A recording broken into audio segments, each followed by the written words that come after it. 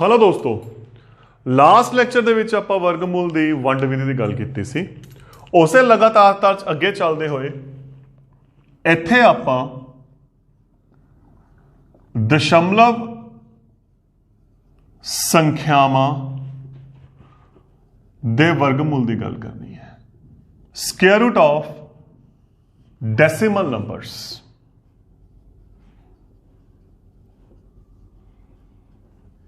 Square root of decimals या decimal numbers आप उसकी गल करनी है।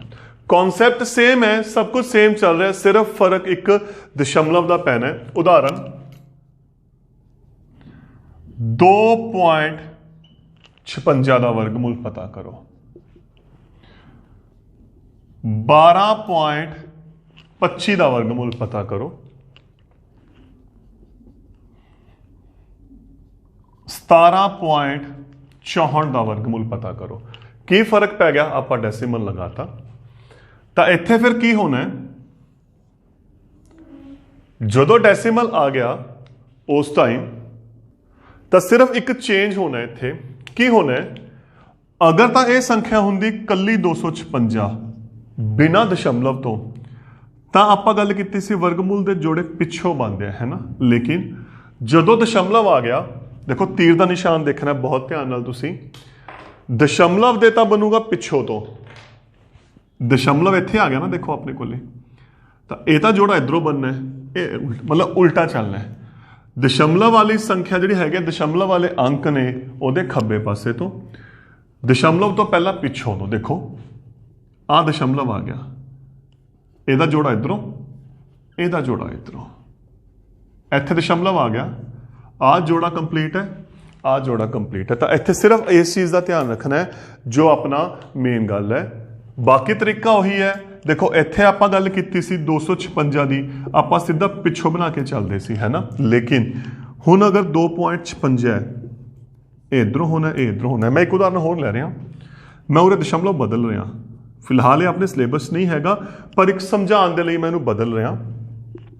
देखो इधरों जोड़ा हो गया सी, ਇਹਦਾ इधरों बनना है 6 कला है, तो उरे आप 60 बनावांगे, तो असल दे विच आपां उरे 25.60 का वर्गमूल पता करांगे।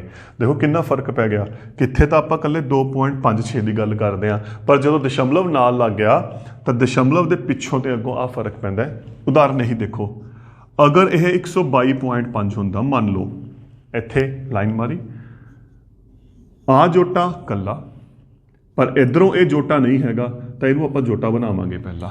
ये अपने सिलेबस नहीं है, एक सिर्फ नॉलेज के लिए मैं दस रहा कि दशमलव का कॉन्सैप्ट बेसिकली हुंदा किवें है। तो इस तरीके दे नाल आपां दशमलव के वर्गमूल हल करते हैं। दशमलव तो पहला तो इधरों, इधर ये डायरैक्शन चली जाऊगी, ये डायरैक्शन चला जाऊगा। उस तो बाद सिस्टम सेम है हल करन दा। उस तो बाद उमी 2 1 एकम 1, 2 चो 1 घटाया 1, हुण इत्थे आपां 56 नीचे ले रहे हैं। तो असल दे विच की किता, जो दशमलव अंक वाला है उन्होंने आप नीचे ले लिया, है ना। तो इत्थे की लगना है, थोड़ा दशमलव लगना है। ये बहुत ध्यान से रखना है, जदों आप दशमलव अंक वाला जोड़ा नीचे उतारांगे उस टाइम ऊपर दशमलव लग जाना है, इज द डबल 2। देखो तो वही सिस्टम उम्मीद चल रहा है, दशमलव आ जाऊगा। तो गुना करांगे जो 8 ते, सॉरी 6 ते, जो 6 ते गुना करांगे अपने को की आ जाना है 1.56। तो अपना कितना आंसर आ गया, वर्गमूल 1.6। सारा कॉन्सैप्ट सेम चल रहा है, सिर्फ की फर्क पिया, दशमलव दे इधरों जोड़े बननगे, ये उल्टे पासे बननगे।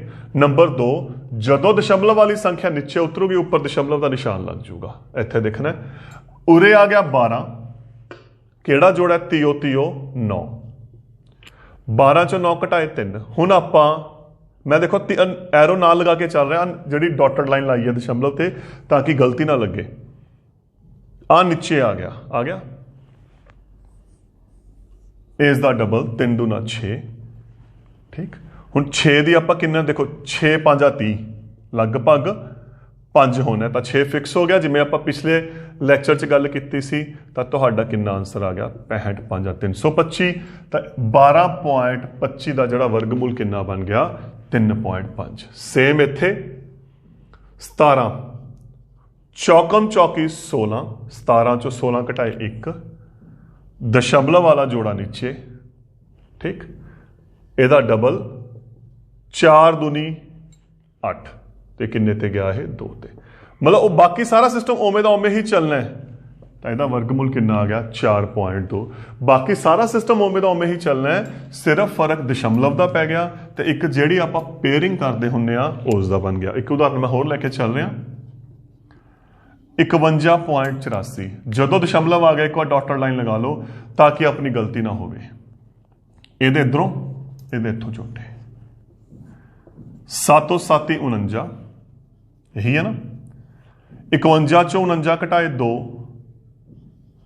84 नीचे देखो एज इट इज लग रहा है अगर लाइन लगी ना तो दशमलव अपने ऑटोमेटिकली लाइन के ऊपर जा रहे हैं इस दा डबल 7 दूनी 14 आप चेक करांगे 2 ते 2.84 क्योंकि इत्थे बनना 1.4 ठीक है ना तो अपने कोले 51.84 का जिहड़ा वर्गमूल है कितना बन गया 7.2 बन गया हुण एक आपां पिछले लैक्चर दे विच आपां कथना वाले क्वेश्चन किते सी कथना वाले क्वेश्चन दे विच की सी किहड़ी छोटी तो छोटी संख्या जोड़ी जावे या घटाई जावे मैं एक एक उदाहरण लैके चलिया सी थोड़ा जिहा इहनूं आपां डिटेल च होर लैके चलदे हां क्वेश्चन नूं समझाउण दे लई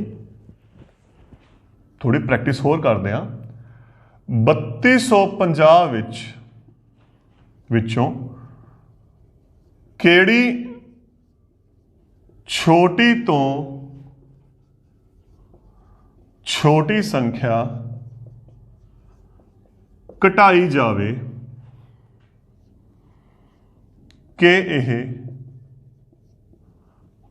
पूर्ण वर्ग बन जावे नंबर 1 उस संख्या का वर्गमूल दसो एक दा केड़ी छोटी छोटी संख्या घटाई जावे एक घटाउण तो बाद बनी संख्या का उस वर्ग संख्या का वर्गमूल दसो तो मैं आपां गल कीती सी जदों जोड़ दे घटा की गल आ गई छोटी संख्या की आपां किहड़ी विधि लैके चलांगे वंड विधि 3250 पिछों जोटे 5 5 25 32 चो 25 घटाए 7 50 नीचे 5 दूनी 10 तो आप देखो चेक करके देखो 10 का पहाड़ा 7 ते भी जा रहा 6 ते भी जा रहा 7 ते जा रहा 7 7 एक तो यदा मतलब अगर आप एक नूं घटा देंगे तो जिहड़ी संख्या है एक की बन जाऊगी पूर्ण वर्ग संख्या बाकी हमेशा घटदा हुंदा है याद रखनी है गल आ बन गई पूर्ण वर्ग संख्या क्वेश्चन है वह वर्गमूल यदा वर्गमूल कितना आ गया 57 तो 3249 का वर्गमूल कितना बन गया 57 देखो आ क्वेश्चन आप किया है समस्या किस च आऊगी जोड़ वाले च आऊगी अगर आप गल करिए ना समस्या की तो जी समस्या आनी है ना वो जोड़ वाले क्वेश्चन च आनी है मैं एक जोड़ वाला क्वेश्चन लै रहा क्वेश्चन आप सिर्फ इत्थे बदल रहा मैं थोड़ा जा ताकि स्टेटमेंट सारी सेम रह जाए 1850 विचों केड़ी छोटी छोटी संख्या जोड़ी जावे कि यह पूर्ण वर्ग बन जावे 1850 जोड़न की गल की आप वंड विधि लगावांगे चौकम चौकी 16 18 चो 16 घटाए 2 50 नीचे ਇਹਦਾ ਆਪਾਂ डबल करते ਹੁੰਦੇ 8 ਹੁਣ ਆਪਾਂ चेक करते हैं 81 ਦੀ 1 ਨਾਲ ਕਰਾਂਗੇ क्योंकि 8 ਤਾਂ फिक्स है 82 ਦੀ 2 ਨਾਲ ਕਰਾਂਗੇ 8 फिक्स है 83 ਦੀ 3 ਨਾਲ ਕਰਾਂਗੇ 249 आ गया 249 बाकी कितना आ गया अपने को 1 आ गया हुण इत्थे जो क्वेश्चन है क्वेश्चन की है आपां नूं संख्या जोड़न नूं कही है घटाण नूं नहीं कही बाकी पर आपां नूं की करना पऊगा घटा करना पऊगा ये गल याद रखनी है 1849। ठीक, ਹੁਣ ਦੇਖੋ ਸੰਖਿਆ ਸੀ ਆਪਣੇ ਕੋਲੇ 1850, ਆਪਾਂ ਨੇ ਇਹਦੇ ਵਿੱਚ ਜੋੜਨਾ ਹੈ। ਇਹਦਾ ਮਤਲਬ ਆਪਾਂ ਨੂੰ ਇਹ ਤੋਂ ਵੱਡੀ ਸੰਖਿਆ ਚਾਹੀਦੀ ਹੈ, ਪਰ ਸਮੱਸਿਆ ਆਪਣੇ ਕੋਲੇ ਕੀ ਆ ਗਈ, ਆਪਾਂ ਇੱਕ ਘਟਾਤਾ, ਕਿਉਂਕਿ ਬਾਕੀ ਹਮੇਸ਼ਾ ਘਟਦਾ ਹੁੰਦਾ। ਕਿਤੇ ਇੱਥੇ ਜੋੜ ਦੇ ਚੱਕਰ 'ਚ ਤੁਸੀਂ ਉਹਦੇ ਜੋੜ ਕੇ 1851 ਕਰ ਦੋ, ਬਾਕੀ ਘਟਦਾ ਹੁੰਦਾ। ਹੁਣ ਇਹਦਾ ਵਰਗਮੂਲ ਕਿੰਨਾ ਆ ਗਿਆ, 43। ਠੀਕ ਹੈ, ਤਾਂ ਕਲੀਅਰ ਹੈ ਫਿਰ ਅਗਲੀ ਸੰਖਿਆ ਦਾ ਵਰਗਮੂਲ ਕਿੰਨਾ ਹੋਊਗਾ, 44 ਹੋਣਾ ਹੈ। ਤਾਂ ਫਿਰ ਆਪਾਂ ਨੂੰ ਸੰਖਿਆ ਕੀ ਚਾਹੀਦੀ ਹੈ, ਆਪਾਂ 44 ਦੀ 44 ਨਾਲ ਗੁਣਾ ਕਰਾਂਗੇ, 1936। ਤਾਂ ਜਿਹੜੀ ਆਪਾਂ ਨੂੰ ਇੱਥੇ ਸੰਖਿਆ ਚਾਹੀਦੀ ਹੈ, ਆਪਾਂ ਉਲਟਾ ਚੱਲਣਾ ਹੁੰਦਾ ਇਸ ਕੁਐਸਚਨ 'ਚ ਦੋਸਤੋ, 1936 ਚਾਹੀਦੀ ਹੈ ਤੇ ਆਪਣੇ ਕੋਲ ਸੰਖਿਆ ਕਿੰਨੀ ਹੈ, 1850। ਤਾਂ 1936 ਦੇ ਵਿੱਚੋਂ 1850 ਨੂੰ ਆਪਾਂ ਘਟਾ ਦਾਂਗੇ। ਇਹਦਾ ਮਤਲਬ 86 ਜੋੜਨ ਤੇ ਇਹ ਪੂਰਨ ਵਰਗ ਬਣ ਜੂ। ਨੰਬਰ 2, ਉਸ ਸੰਖਿਆ ਦਾ ਵਰਗਮੂਲ ਕਿੰਨਾ ਹੈ, 44। ਜੇ ਸੰਖਿਆ ਪਤਾ ਕਰਨ ਨੂੰ ਕਿਹਾ, ਆਨਸਰ ਕਿੰਨਾ ਆ ਗਿਆ, 1936। ਤਾਂ ਇਸ ਗੱਲ ਤੇ ਥੋੜਾ ਜਿਹਾ ਆਪਾਂ ਨੂੰ ਕੀ ਕਰਾਂਗੇ, ਧਿਆਨ ਰੱਖਾਂਗੇ। ਮੈਂ ਇੱਕ ਉਦਾਹਰਨ ਹੋਰ ਲੈ ਰਿਹਾ ਇੱਥੇ, ਥੋੜੀ ਜਲਦੀ ਸਮਝ ਆ ਜੂ, ਕਿਉਂਕਿ ਇਹ ਟੌਪਿਕ ਤੇ ਥੋੜਾ ਜਿਹਾ ਆਹ ਚੀਜ਼ ਤੇ ਨਾ ਕਨਫਿਊਜ਼ਨ ਹੁੰਦੀ ਹੈ, ਤਾਂ ਕਿਤੇ ਨਾ ਕਿਤੇ ਇੱਥੇ ਸਮੱਸਿਆ ਵੀ ਬਹੁਤ ਆਉਂਦੀ ਹੈ। ਤਾਂ ਆਪਾਂ ਕੋਸ਼ਿਸ਼ ਕਰਾਂਗੇ ਆਪਾਂ ਇੱਕ ਦੋ ਉਦਾਹਰਨਾਂ ਹੋਰ ਲੈ ਕੇ ਚੱਲੀਏ। 7232, 7232 ਵਿੱਚ ਕਿਹੜੀ ਛੋਟੀ ਤੋਂ ਛੋਟੀ ਸੰਖਿਆ ਜੋੜੀ ਜਾਵੇ ਕਿ ਇਹ ਪੂਰਨ ਵਰਗ ਬਣ ਜਾਵੇ। 7232 ਪਿੱਛੋਂ ਜੋਟੇ ਹੈ ਨਾ, 8 8 64।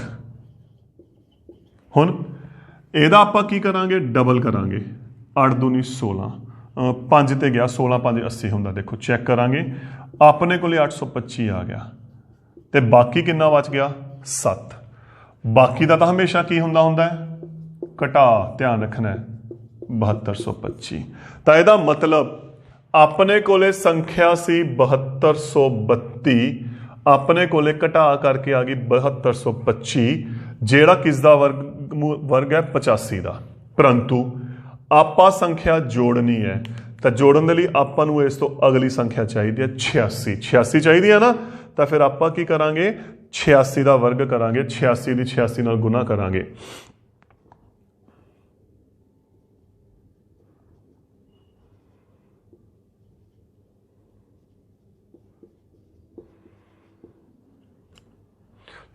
ਦੀ 86 ਨਾਲ ਗੁਣਾ ਕੀਤੀ, ਆਪਣੇ ਕੋਲੇ ਆ ਗਿਆ 7396।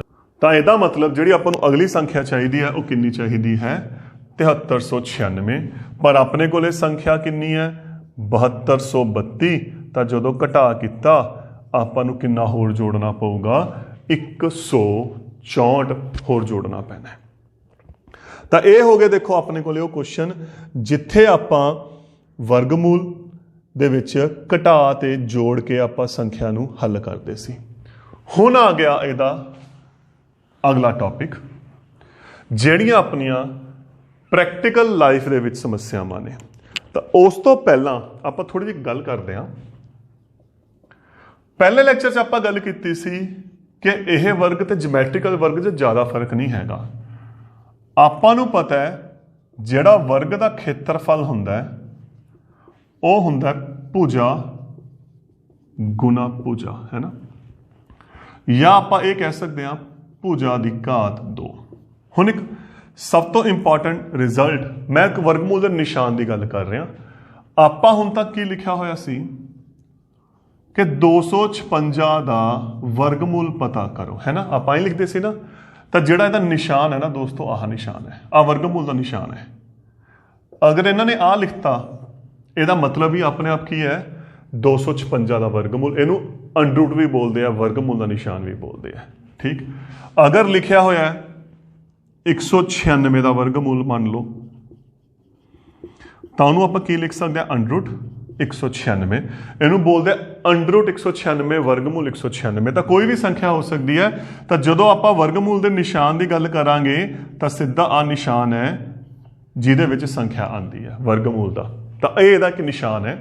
ਹੁਣ ਆਪਾਂ ਗੱਲ ਕਰ ਰਹੇ ਹਾਂ ਖੇਤਰਫਲ ਬਰਾਬਰ ਹੈ ਭੁਜਾ ਗੁਣਾ ਭੁਜਾ। ਤਾਂ ਇੱਥੇ ਇੱਕ ਬੜੀ ਇੰਪੋਰਟੈਂਟ ਚੀਜ਼ ਤੁਹਾਨੂੰ ਮੈਂ ਦੱਸ ਰਿਹਾ, ਜਦੋਂ ਆਪਾਂ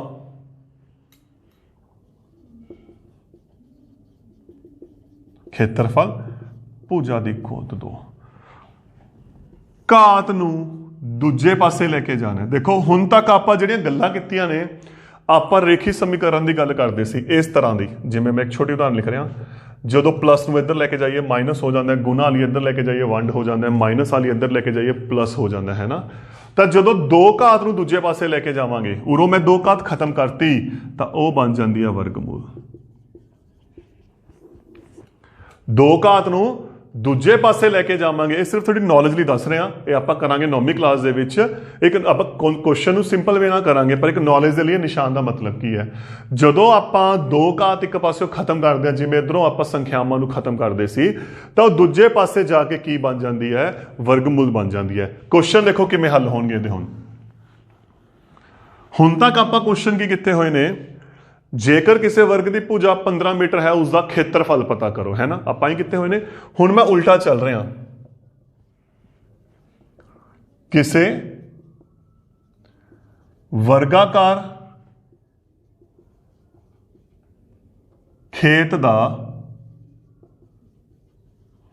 ਖੇਤਰਫਲ 784 ਵਰਗ ਮੀਟਰ ਹੈ।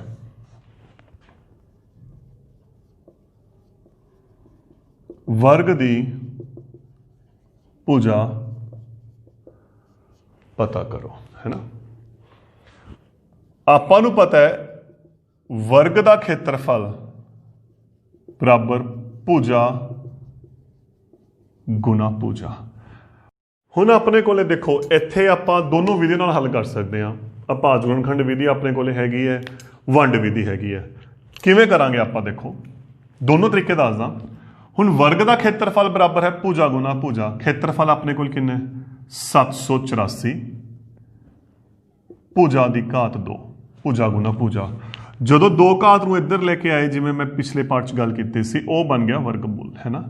तब भुजा बन गई वर्गमूल 784। कितना बन गया, वर्गमूल 784। हुण 784 नूं आपां किवें हल कर सकते हैं, अपने कोले वंड विधि हैगी है। पिछों जोटे 2 दूनी 4, 7 चों 4 घटाए 3, 8 4। ਇਹਦਾ ਆਪਾਂ ਡਬਲ ਕਰਦੇ ਹੁੰਦੇ ਸੀ, ਹੈ ਨਾ, ਐਂ ਕਰਦੇ ਹੁੰਦੇ ਸੀ। ਤਾਂ ਜਦੋਂ ਚੈੱਕ ਕਰੋਗੇ 8 ਤੇ ਇਹ ਗਿਆ, ਤਾਂ ਇਹਦਾ ਵਰਗਮੂਲ ਕਿੰਨਾ ਆ ਗਿਆ 28। ਦੇਖੋ ਆਪਾਂ ਸਿੱਧਾ ਹੱਲ ਕੀਤਾ, ਵੰਡ ਵਿਧੀ ਲਗਾਈ, ਤਾਂ ਇਹਦਾ ਮਤਲਬ ਜਿਹੜੀ ਵਰਗ ਦੀ ਭੁਜਾ ਹੈ ਉਹ ਕਿੰਨੀ ਆ ਗਈ 28 ਮੀਟਰ। ਇੱਕ ਤਰੀਕਾ ਤਾਂ ਇਹ ਹੈ ਅਗਰ ਆਪਾਂ ਇਹਨੂੰ ਵੰਡ ਵਿਧੀ ਨਾਲ ਹੱਲ ਕਰਨਾ ਹੈ। ਦੂਸਰਾ, अगर आप इनू अभाज गुणनखंड विधि तुसीं इनू हल करना चाहते हो, देखो भुजा गुना भुजा बराबर है वर्ग का खेत्रफल, तो खेत्रफल कितना है 784। आप इसके गुणनखंड बनाए, 2 दे पहाड़े ते गया 3 9 2, 2 ते गया 1 9 6, 2 ते गया 9 ते 8, 2 ते गया 49, 7 7 49, 7 एकम 7। तो 784 बन गया 2 गुना 2 गुना 2 गुना 2, 7 गुना 7, 2 गुना 2 गुना 7 गुना 7। ਆਪਾਂ ਸ਼ੁਰੂ ਚ ਗੱਲ ਕੀਤੀ, ਜਦੋਂ ਵਿਧੀ ਦੀ ਗੱਲ ਕੀਤੀ ਸੀ, ਅਭਾਜ ਗੁਣਨਖੰਡ ਵਿਧੀ ਚ ਕੀ ਹੁੰਦਾ ਹੈ, ਆਪਾਂ ਜੋੜਿਆਂ ਦੇ ਵਿੱਚੋਂ ਦੋ ਦੋ ਨਾਲ ਦੀਆਂ ਸੰਖਿਆਵਾਂ ਚੋਂ ਇੱਕ ਇੱਕ ਬਾਹਰ ਕੱਢਦੇ ਸੀ। ਪਹਿਲਾਂ ਖੱਬੇ ਪਾਸੇ ਦੇਖੋ, ਭੁਜਾ ਗੁਣਾ ਭੁਜਾ, ਇੱਕ ਭੁਜਾ ਬਾਹਰ ਕੱਢੀ, ਹੈ ਨਾ, ਇੱਕ ਭੁਜਾ ਬਾਹਰ ਕੱਢੀ। ਇਧਰੋਂ ਵੀ 1 2 ਕੱਢਿਆ, ਇੱਥੋਂ ਵੀ 1 2 ਕੱਢਿਆ, ਇੱਥੋਂ ਆਪਾਂ 1 7 ਕੱਢਿਆ। 2 दूनी 4, 4 7 28। ਤਾਂ ਦੇਖੋ ਦੋਨੋਂ ਵਿਧੀਆਂ ਤੁਹਾਡੇ ਸਾਹਮਣੇ ਪਈਆਂ ਨੇ, ਤਾਂ ਕਲੀਅਰ ਹੈ ਆਹ ਵਿਧੀ ਕਿਤੇ ਨਾ ਕਿਤੇ ਜ਼ਿਆਦਾ ਸੌਖੀ ਹੈ, ਕਿਉਂਕਿ ਇੱਥੇ ਮੰਨ ਲਓ ਤੁਹਾਨੂੰ ਕਿਸੇ ਪਾਰ ਤੇ ਨਹੀਂ ਵੰਡਣਾ ਆਇਆ ਜਾਂ ਕਿਤੇ ਗੜਬੜ ਹੋ ਗਈ, ਇਸ ਆਪਣੇ ਕੋਲੇ ਚਾਂਸ ਘੱਟ ਹੈ। ਤਾਂ ਦੋਨੋਂ ਵਿਧੀਆਂ ਤੁਹਾਡੇ ਸਾਹਮਣੇ ਪਈਆਂ ਦੋਸਤੋ, ਜੋ ਤੁਹਾਨੂੰ ਸੌਖੀ ਲੱਗਦੀ ਹੈ ਆਪਾਂ ਉਹਨੂੰ ਕਰ ਸਕਦੇ ਹਾਂ। ਹੁਣ ਆਪਾਂ ਅਗਲਾ ਕੁਐਸਚਨ ਕਰਦੇ ਹਾਂ ਇਸੇ 'ਚ। ਇੱਥੇ ਤਾਂ ਆਪਾਂ ਨੂੰ ਇੱਕ ਪੂਰਨ ਵਰਗ ਦਿੱਤਾ ਸੀ, ਦੇਖੋ क्योंकि इत्थे खेत्रफल देता ਤਾਂ ਆਪਾਂ ਦੋਨੋਂ ਵਿਧੀਆਂ ਲਾਤੀਆਂ। परंतु ਹੁਣ ਜਿਵੇਂ ਅਗਲਾ ਕੁਐਸਚਨ ਹੈ, ਇੱਕ ਮਾਲੀ ਦੇ ਕੋਲ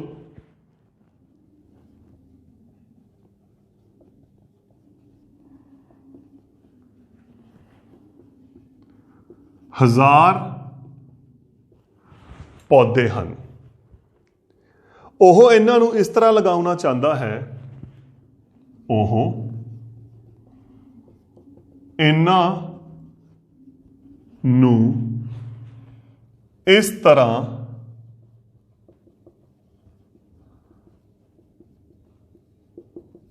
लगाउना चाहुंदा है कि कतारां दी संख्या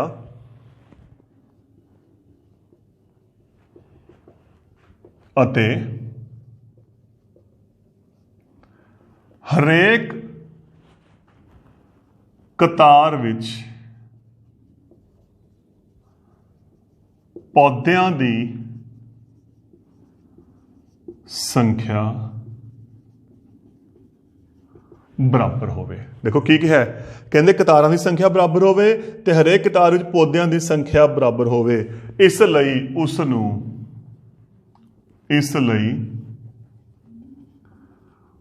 ਨੂੰ ਘੱਟੋ ਘੱਟ ਕਿੰਨੇ ਪੌਦਿਆਂ ਦੀ ਜ਼ਰੂਰਤ ਹੈ। ਆਹ ਕੁਐਸਚਨ ਹੈ। ਦੇਖੋ ਕੀ ਹੈ, ਕਹਿੰਦੇ ਮਾਲੀ ਕੋਲ 1000 ਪੌਦੇ ਨੇ, ਉਹ ਇਹਨਾਂ ਨੂੰ ਇਸ ਤਰ੍ਹਾਂ ਲਗਾਉਣਾ ਚਾਹੁੰਦਾ ਹੈ ਕਿ ਕਤਾਰਾਂ ਦੀ ਸੰਖਿਆ ਅਤੇ ਹਰੇਕ ਕਤਾਰ ਵਿੱਚ ਪੌਦਿਆਂ ਦੀ ਸੰਖਿਆ ਬਰਾਬਰ ਹੋਵੇ। ਦੇਖੋ ਇੱਕ ਮੈਦਾਨ ਹੈ ਉਹਦੇ ਕੋਲੇ, ਆ ਤਾਂ ਹੋ ਗਿਆ ਕਤਾਰਾਂ, ਮੰਨ ਲਓ ਆਏ ਆਪਾਂ ਉਦਾਹਰਨ ਲੈ ਕੇ ਚੱਲਦੇ ਹਾਂ। ਜਿਵੇਂ ਆਪਾਂ ਪੌਦੇ ਲਗਾਉਂਦੇ ਹਾਂ, ਹਰੇਕ ਕਤਾਰ ਦੇ ਵਿੱਚ ਪੌਦੇ ਲਗਾਉਣੇ ਆ ਉਸਨੇ, ਪਰੰਤੂ ਬਰਾਬਰ। ਤਾਂ ਜਿੰਨੀ ਕਤਾਰ ਹੈ ਉਹਨੇ ਪੌਦਿਆਂ ਦੀ ਸੰਖਿਆ ਕੀ ਚਾਹੀਦੀ ਹੈ? ਬਰਾਬਰ। ਇਹ ਵਰਗ ਨਹੀਂ ਬਣ ਗਿਆ, ਆਹ ਭੁਜਾ ਵੀ ਬਰਾਬਰ ਹੈ, ਆਹ ਭੁਜਾ ਵੀ ਬਰਾਬਰ ਹੈ, ਤਾਂ ਇਹਦਾ ਮਤਲਬ ਇਹ ਵਰਗਾਕਾਰ ਸ਼ੇਪ ਦੇਤੀ। ਨੰਬਰ 2 ਕਹਿੰਦੇ ਕਿੰਨੇ ਪੌਦਿਆਂ ਦੀ ਜ਼ਰੂਰਤ ਹੈ? ਹੋਰ ਪੌਦੇ ਚਾਹੀਦੇ ਆ ਉਹਨੂੰ, ਉਹਦੇ ਕੋਲ ਪੌਦੇ ਕਿੰਨੇ ਨੇ? 1000 ਨੇ, ਉਹਨੂੰ ਹੋਰ ਪੌਦੇ ਚਾਹੀਦੇ ਆ। ਤਾਂ ਇਹਦਾ ਮਤਲਬ ਕੁਐਸਚਨ ਕੀ ਬਣ ਗਿਆ? ਉਹ ਕਿਹੜੀ ਤੋਂ ਛੋਟੀ ਸੰਖਿਆ ਜੋੜੀ ਜਾਵੇ ਕਿ ਇਹ ਪੂਰਨ ਵਰਗ ਬਣ ਜਾਵੇ। ਕੁਐਸਚਨ ਸੇਮ ਬਣ ਗਿਆ ਨਾ।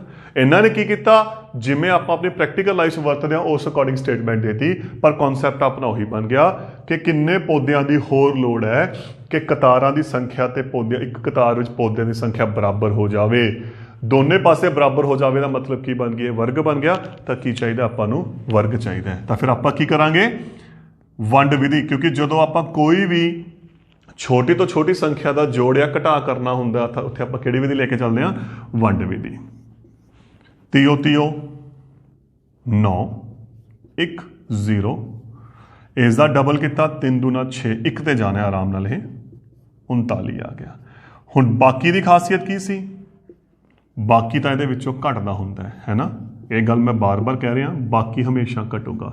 ਤਾਂ ਆਪਣੇ ਕੋਲੇ ਪੌਦੇ ਸੀ 1000, ਆਪਾਂ ਨੂੰ ਤਾਂ ਚਾਹੀਦੇ ਨੇ ਪੌਦੇ ਹੋਰ, ਪਰ ਆਹ ਪੌਦੇ 961 ਇਹੋ ਜਿਹੇ ਬਣ ਗਏ ਕਿ 31 ਉਹਦਾ ਵਰਗਮੂਲ ਆ ਗਿਆ ਕਿ 31 ਕਤਾਰਾਂ ਤੇ 31 ਪੌਦੇ, ਪਰੰਤੂ ਆਪਾਂ ਨੂੰ ਹੋਰ ਪੌਦੇ ਚਾਹੀਦੇ ਆ। ਤਾਂ ਇਹਦਾ ਮਤਲਬ ਆਪਣੇ ਫਿਰ ਕੀ ਚਾਹੀਦੀਆਂ ਨੇ? 32 ਕਤਾਰਾਂ ਤੇ ਇੱਕ ਕਤਾਰ ਵਿੱਚ 32 ਪੌਦੇ। ਤਾਂ 32 ਦੀ 32 ਨਾਲ ਗੁਣਾ ਕਰਾਂਗੇ ਕਿਉਂਕਿ ਵਰਗ ਕਰਾਂਗੇ 1024। ਤਾਂ ਅਸਲ ਦੇ ਵਿੱਚ ਕਿਉਂਕਿ ਆਪਾਂ ਨੂੰ ਹੋਰ ਪੌਦੇ ਚਾਹੀਦੇ ਆ, ਤਾਂ ਟੋਟਲ ਪੌਦੇ ਆਪਾਂ ਨੂੰ ਕਿੰਨੇ ਚਾਹੀਦੇ? 1024। ਪੌਦੇ ਕਿੰਨੇ ਨੇ? 1000। ਤਾਂ ਕਿੰਨੇ ਪੌਦਿਆਂ ਦੀ ਹੋਰ ਲੋੜ ਹੈ? 24 ਦੀ। ਤਾਂ ਕਿੰਨਾ ਆਨਸਰ ਆ ਗਿਆ? 24। ਕਿ ਜੇ 24 ਪੌਦੇ ਹੋਰ ਆ ਜਾਣ ਤਾਂ ਕਤਾਰਾਂ ਦੀ ਸੰਖਿਆ ਅਤੇ ਇੱਕ ਕਤਾਰ ਵਿੱਚ ਜਿਹੜੀ ਪੌਦੇ ਦੀ ਸੰਖਿਆ ਹੈ ਉਹ ਕੀ ਹੁੰਦੀ ਹੋ ਜੂ? ਬਰਾਬਰ ਹੋ ਜੂ। ਸੇਮ ਕੁਐਸਚਨ ਆਪਾਂ ਇੱਕ ਹੋਰ ਕਰਦੇ ਹਾਂ ਤੁਹਾਡੇ ਸਕੂਲ ਨਾਲ ਸੰਬੰਧਿਤ, ਜਿੱਥੇ ਆਪਾਂ ਪ੍ਰੇਅਰ ਦੀ ਗੱਲ ਕਰਦੇ ਹਾਂ। ਹੁਣ ਕੁਐਸਚਨ ਹੈ, ਇੱਕ ਸਕੂਲ ਵਿੱਚ 500 ਵਿਦਿਆਰਥੀ ਹਨ।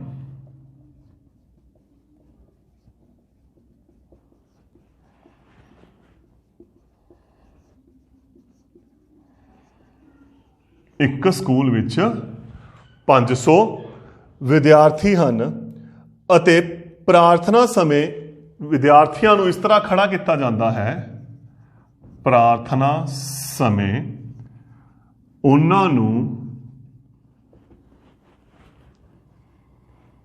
ਇਸ ਤਰ੍ਹਾਂ ਖੜਾ ਕੀਤਾ ਜਾਂਦਾ ਹੈ ਕਿ ਕਤਾਰਾਂ ਦੀ ਸੰਖਿਆ ਅਤੇ ਕਤਾਰ ਵਿੱਚ ਵਿਦਿਆਰਥੀਆਂ ਦੀ ਸੰਖਿਆ